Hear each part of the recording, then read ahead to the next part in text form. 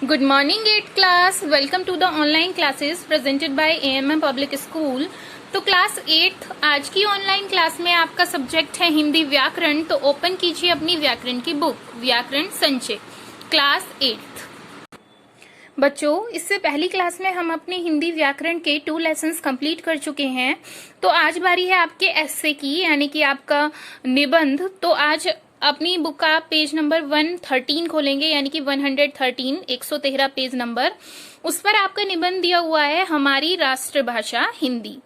तो आप ये निबंध अच्छे तरह से आज समझेंगे और इसे अपनी नोटबुक में साफ साफ अच्छी राइटिंग में करेंगे और फिर इसे लर्न करेंगे। तो शुरू करते हैं। किसी देश के अधिकतर निवासियों द्वारा प्रयोग में लाई जाने वाली भाषा राष्ट्रभाषा कहलाती है।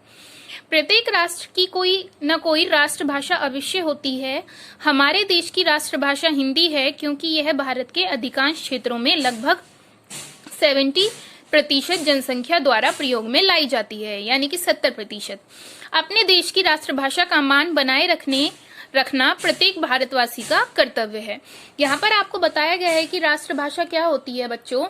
किसी राष्ट्र में, किसी देश में जो सबसे ज्यादा बोले जाने वाली भाषा होती है वो उस देश की राष्ट्रभाषा होती है।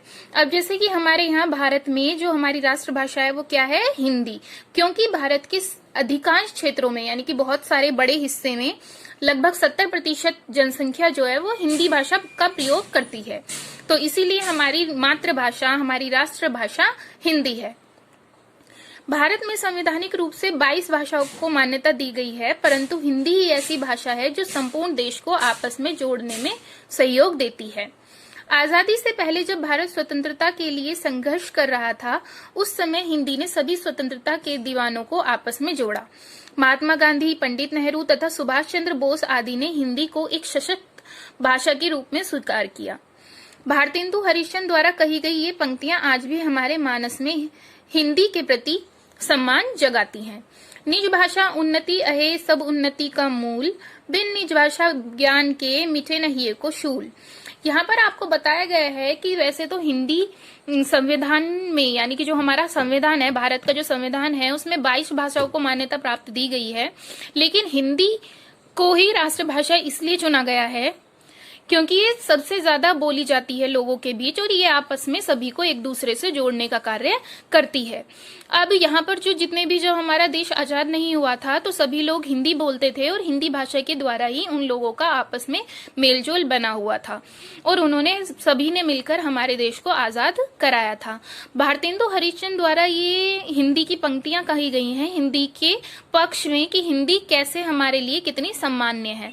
तो यहाँ पर कहा गया है, निज भाषा उन्नति है सब उन्नति को मूल। जो हमारी अपनी भाषा है, यानी कि जो हमारी हिंदी भाषा है, यदि उसकी उन्नति होती है तो सभी की उन्नति होगी। यानी कि जो निज भाषा है उसकी उन्नति सभी उन्नतियों का आधार है। यानी कि यदि हमारी भाषा की उन्नति होगी तो हमारी देश की उन्नति होगी, हमारे राष्ट्र की उन्नति होगी, हमारे सभी चीजों की उन्नति होगी।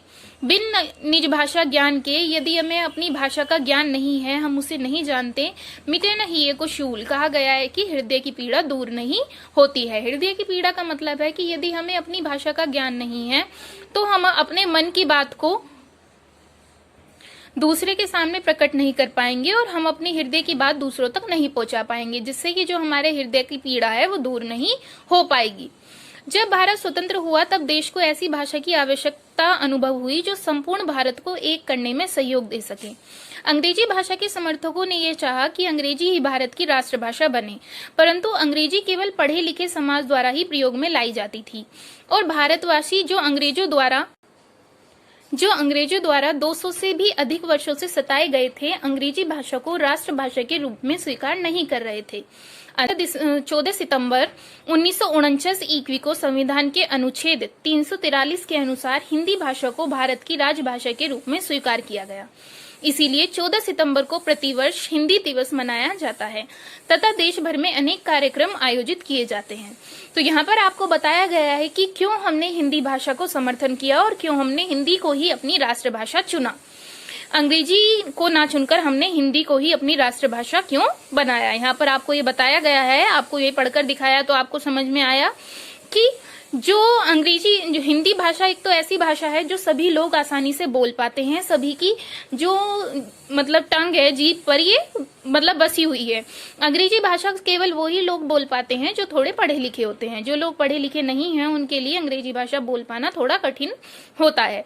और वैसे भी जो अंग्रेज शासक हैं उन्होंने भारतवासियों को 200 से भी अधिक सालों तक बहुत ही परेशान किया और मतलब उन्हें बहुत सताया। तो इसके विरोध में जो भारतवासी थे वो अंग्रेजी भाषा को स्वीकार नहीं करना चाहते थे, तो इसीलिए उन्होंने अंग्रेजी भाषा को नहीं स्वीकार किया और उन्होंने हिंदी को ही अपनी मातृभाषा चुना। और 14 सितंबर 1949 को संविधान के अनुच्छेद के अनुसार हिंदी को हमारी राष्ट्रभाषा चुना गया। आजादी के बाद भी अंग्रेजी भाषा का चलन जारी रहा। अंग्रेजी पोषक देशवासियों को हिंदी भाषा का प्रयोग करने में शर्म महसूस होती थी, इसीलिए हिंदी जिस सम्मान की अधिकारिणी थी उसे वह सम्मान नहीं मिल पाया। आज भी हिंदी भाषा का प्रयोग करते समय लोग लज्जा का अनुभव करते हैं। लज्जा होती है बेटा शर्म। तो कुछ लोग ऐसे होते हैं जो हिंदी बोलते वक्त शर्म महसूस करते हैं और अंग्रेजी का प्रयोग करते समय गर्व अनुभव करते हैं। हिंदी की इस स्थिति के जिम्मेदार हम सभी हैं। सरकार, राजनेता व भारतवासी सभी इसके लिए दोषी हैं। विदेशों के नेता कभी अपनी राष्ट्रभाषा को छोड़कर अन्य भाषा में भाषण नहीं देते। चीन, जापान, रूस, अमेरिका किसी भी देश को ले लीजिए, वहां के नेता और निवासी सभी अपनी राष्ट्रभाषा में बातचीत करते हैं और अपनी राष्ट्रभाषा पर गर्व करते हैं। इसके विपरीत भारतवासी आज भी अंग्रेजी के दीवाने हैं और जो अंग्रेजी नहीं जानता उसे हीन दृष्टि से देखते हैं। ऐसा नहीं है कि अन्य भाषाएं नहीं सीखनी चाहिए, परंतु अपनी मातृभाषा का मान बनाए रखना हमारा कर्तव्य है। यहाँ पर बताया गया है कि जो आज हिंदी की स्थिति है उसके लिए हम सभी जिम्मेदार हैं। जैसा कि हम कहीं भी अपना भाषण देते हैं या अपने देश की प्रतिभा को बढ़ाते हैं तो हमें वहाँ हिंदी में बातचीत करनी चाहिए, ना कि अंग्रेजी में। सभी भाषाओं को हमें सीखना चाहिए, दूसरी भाषा को सीखना कोई बुरी बात नहीं है, लेकिन अपनी भाषा का मान रखना ये सबसे बड़ी बात है। तो यहाँ पर आपको बताया गया है कि जहाँ भी आप कोई बातचीत करें, अपना देश का मान बढ़ाना हो तो आप वहाँ अपनी राष्ट्रभाषा में ही बात कीजिए, क्योंकि सभी लोग अपनी राष्ट्रभाषा में ही बात करते हैं। और देशों को भी अगर आप देखें, उनकी मातृभाषा अंग्रेजी है तो वो अंग्रेजी में बात करते हैं। हमारी मातृभाषा हिंदी है तो हमें हिंदी में बात करनी चाहिए। विश्व में सबसे अधिक बोली जाने वाली भाषाओं में हिंदी का तीसरा स्थान है। Hindi Fiji, Suriname, Trinidad, Malaysia, Mauritius आदि देशों में बहुत अधिक बोली जाती है। हिंदी ही एक मातृभाषा है जिसे जैसा बोला जाता है वैसा ही लिखा जाता है। ये इसकी बहुत बड़ी खासियत है कि जैसा हम इसे बोलते हैं वैसा ही लिखते हैं, यानी कि हिंदी बोलने में जितनी आसान है उतनी ही लिखने में भी आसान है। यह हमारे राष्ट्र की एकता, सम्मान व विकास का आधार है। किसी भुलावे में न रहकर हमें भी अपनी हिंदी भाषा को वही सम्मान देना चाहिए जैसा कि दूसरे देशों में उनकी राष्ट्रभाषा को प्राप्त है। याद रखें, हिंदी है पहचान हमारी, आन बान और शान है हमारी। इसी की आन न मिटने देंगे, नित नित गौरव देंगे। यानी कि इसको बताया गया है कि हिंदी है हमारी पहचान, हिंदी हमारी पहचान है। यदि हम हिंदी बोलते हैं उसी से हमें पता चलता है, सभी को पता चलता है कि हम भारतवासी हैं। आन बान और शान हमारी, हिंदी जो है वो हमारी आन है, यानी कि हमारा सम्मान है, हमारा सब कुछ है। हिंदी से हमारी जो है पूरी आदर सम्मान पता चलता है कि हम दूसरों का कितना करते हैं और क्या हमारा जो है हमारे देश का सम्मान है। इसकी आन न मिटने देंगे, नित नित इसको गौरव देंगे। हम इसको मिटने नहीं देंगे और नित इसका गौरव, नित नित का मतलब है दिन प्रतिदिन इसका गौरव बढ़ाएंगे और बढ़ने देंगे और इसकी पूरी कोशिश करेंगे कि गौरव बढ़ता ही रहे। तो आपको बच्चों यहाँ पर हिंदी का जो महत्व है वो बताया गया है और आपको बताया गया है कि आप हिंदी को अपनी मातृभाषा जानकर उसका कैसे अच्छी तरह सम्मान करें और कैसे उसको बढ़ाएं। तो इस तरीके से आपका बच्चों ये निबंध पूरा कंप्लीट होता है। ये निबंध आपको अपनी नोटबुक में अच्छी साफ राइटिंग में करना है और इसको फिर लर्न भी करना है। मिलते हैं बच्चों नेक्स्ट क्लास में। Thank you.